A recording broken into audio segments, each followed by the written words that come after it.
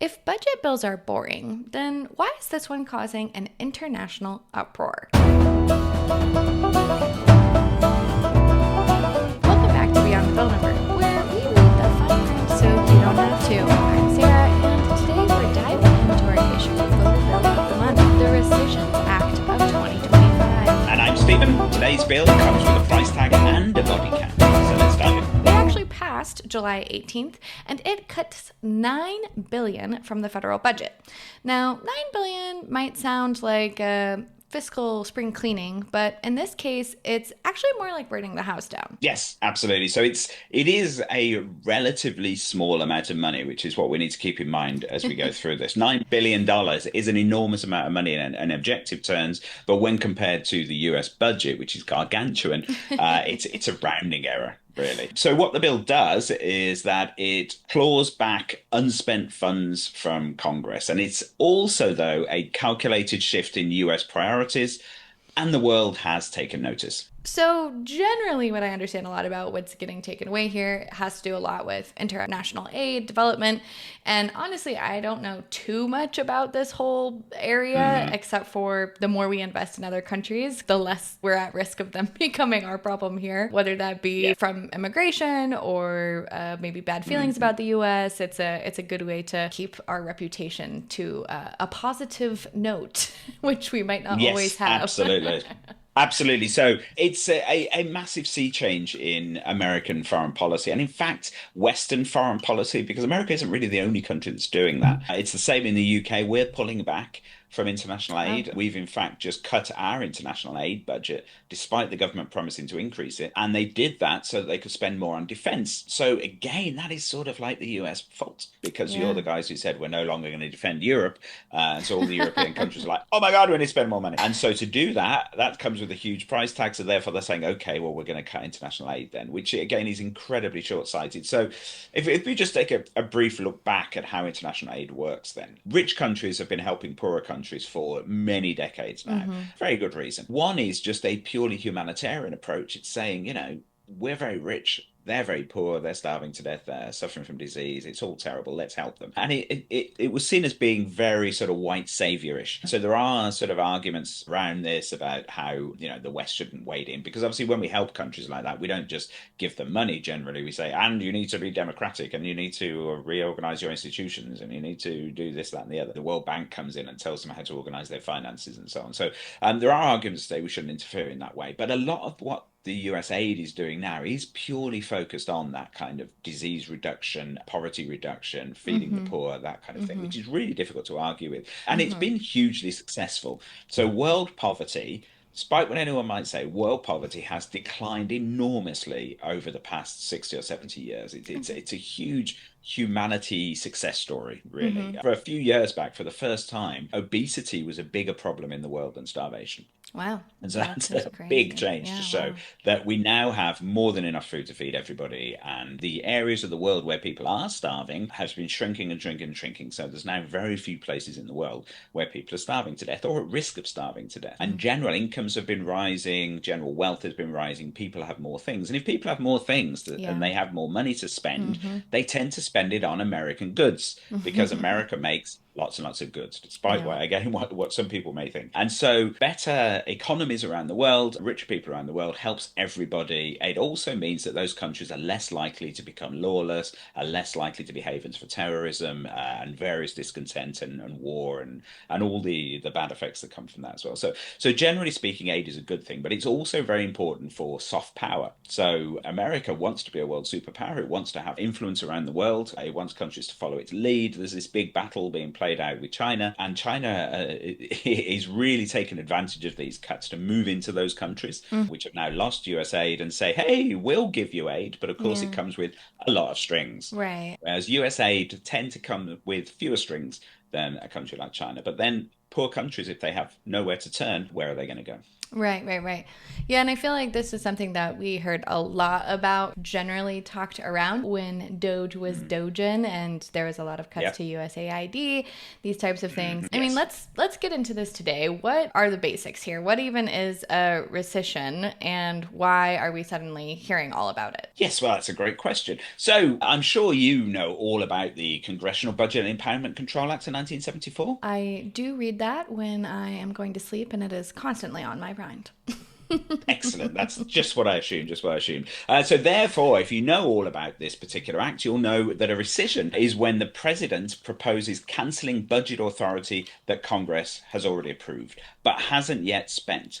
So, under the Congressional Budget and Empowerment Control Act of 1974, Congress has 45 days to approve or ignore the request from the president. Okay, so it's kind of like returning money you promised to spend before anybody's cashed that check. Yes, exactly. So presidents used to use this routinely. So Reagan was the rescissionist in chief. He made over 100 rescissions and in fact Wow. cut more than 4% from the federal budget using rescissions Oh. during his time. And obviously Reagan was a huge sort of tax cutter as well as a huge cost cutter, wasn't he? That was his big thing. Mm-hmm. Let's shrink government, let's save money. And so he used rescissions to do that. And then presidents have used it quite a lot. But then after Clinton, it sort of fell out of use, partly because of increased polarization in Congress, meant that it was quite difficult to get these things through, and also just a lot more complex arguing over budgets and so on. Until now, because rescissions have made a comeback. And that's where I'm assuming Trump enters the chat. So in June of 2025, this summer, he proposed this package of cuts that had already largely been implemented effectively by Doge, you know, good old Elon Musk's Department of Governmental Efficiency. And Congress just made them law.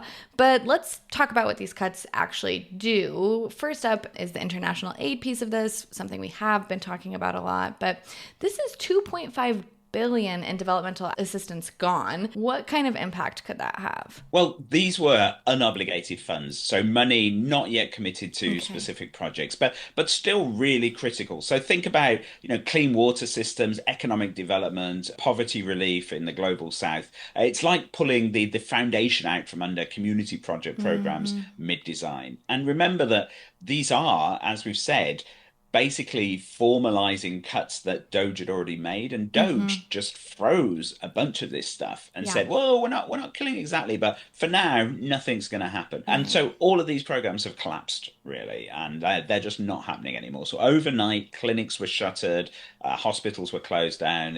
All these projects just ended, and now Congress is seeking to sort of formalize this, but only really the money that hasn't been spent. So there's still a little bit of a grey area here, and this is something that actually came out during a lot of the debates over this, particularly frustrated Republicans, actually, who were saying there's not enough detail in here. We don't know what's going to be cut and what's not going to be cut. Right. So tell us. And obviously the government wasn't able to because they haven't done the work, so they Yeah. don't know. And in the end, most Republicans held their nose and voted for it anyway. But there was a lot of quite a few disaffected Republicans in there. Ugh, ugh, ugh.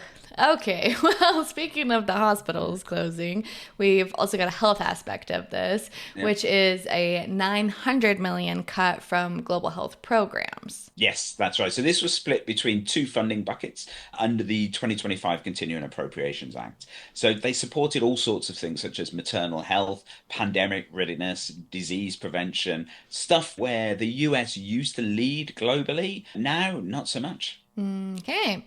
Well, and then we have to talk about PEPFAR, and that's President Bush's AIDS relief program that has saved over 25 million lives since it was created.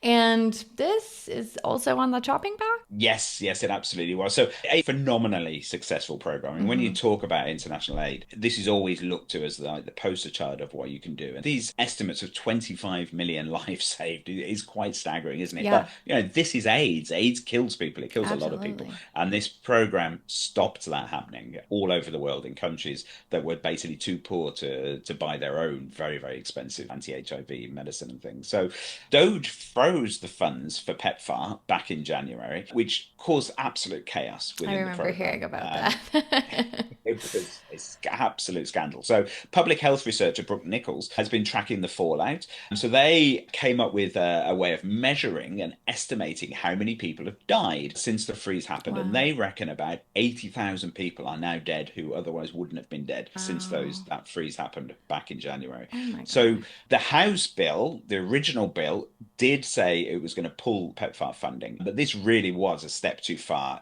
even for Republicans in the Senate. And so they did strip the PEPFAR cuts out Okay. from the final version. But of course, all this damage is already done. Right. The people are already dead. So just think about the practicalities of actually restarting some of these programs which have been frozen for so long. The Right. staff aren't still there; they've left. Right. The offices, clinics are shuttered. The patients have gone elsewhere, and you've got sort of China and Russia moving aggressively to make political capital out of all of this. Yes, political capital, something that we all seem to forget that we deal in. Yeah, absolutely.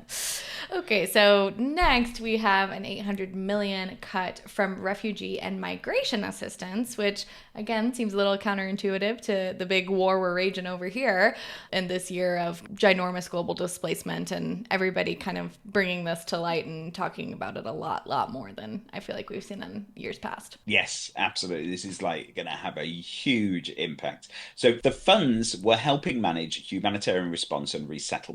The administration's rationale for taking them away, that the UN has taken advantage of US generosity. But the thing is, these programs serve real people, Yeah. regardless of what the General Assembly and the UN votes on. And let's not forget, these programs, by and large, focus on helping displaced people in the places where they are, which is Mm-hmm. an excellent sort of system for stopping people coming to our countries, right? That's what you want. You want people to stay where they are by helping them to stay there. So therefore they don't come and try and cross borders and get into our country. So it's an incredible own goal if you actually want to reduce immigration. Yeah, that is counterintuitive to say the least. And peacekeeping also didn't escape the axe either. There's 361 million in cuts here. Yes, that's right, because obviously peacekeeping is a terrible thing. We all want more war. So I love the, war. who doesn't? Who doesn't love a bit of war?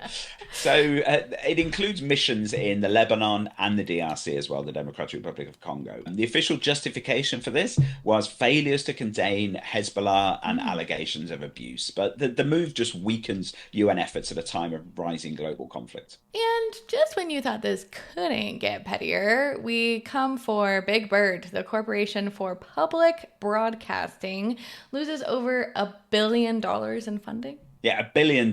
Yeah, that's a lot of money for public broadcasting, which operates on a shoestring anyway. So Doge called it woke propaganda, and this has been a very common refrain through all of these debates. House Speaker Mike Johnson said that no media organization should get federal money, particularly ones that are pushing this agenda that they disagree with. Critics, including some Republicans, pointed out that local PBS stations also broadcast emergency alerts, which might be useful during, say, a hurricane. And coincidentally, this happened at the time of the earthquake in Alaska, where these local stations were putting out possible tsunami alerts and things, Yeah. and they were saying, well, maybe they won't be able to do that in future, so people are just going to have to cross their fingers. Right. And I mean, coming on the heels of the big flood in Texas, where everybody was kind of, caught up in a bad spot because they didn't get the warning. That's pretty crazy.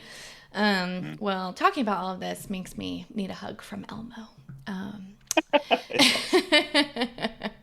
Okay, let's walk through how this bill managed to get over the finish line. It seems like a lot of really bad ideas, and Oscar the Grouch is probably not the only one grouchy about this. So it squeaked through the House, right, with 214 to 212? Yes, that's right. So 4 Republicans broke ranks to oppose it. Then came the Senate drama. So after stripping out the PEPFAR cuts, 3 GOP senators still voted no. You had Collins, Murkowski, and McConnell, surprisingly. And that forced a 50-50 vote, which is a tie, and the Vice President Vance broke that tie, and so the bill passed. And then McConnell flipped back in favor, right, for the final vote, and that gave them 51. And back in the House, it passed 216 to 213. So it seems like a couple more people fell in line if it looked like it was going to pass. The party line all around, it seems. Yes, it was absolutely party line with just a few Republicans breaking ranks and coming across to vote with the Democrats, which is very common these days. You're finding that the Republican caucus is surprisingly disciplined. If you remember back to the first Trump administration, they were all over the place. They couldn't pass any votes at all. This time, they're really managing to keep people in line. I think that's just a sign, really, the way that the Republican Party has changed and become really the party of Trump. Yep. And it is important to note here that this bill passed with a simple majority under fast track rules. But Yes. there are a lot of upcoming appropriation bills. Remember, the Congress has to pass 12 bills every year to sort of fund the government and keep the government going. And they need 60 votes in the Senate to do that. So good luck getting Democrat support after this. The Democrats were furious that the Republicans pushed this vote through. There seems to have been some sort of agreement that they wouldn't, and then they reneged on that agreement.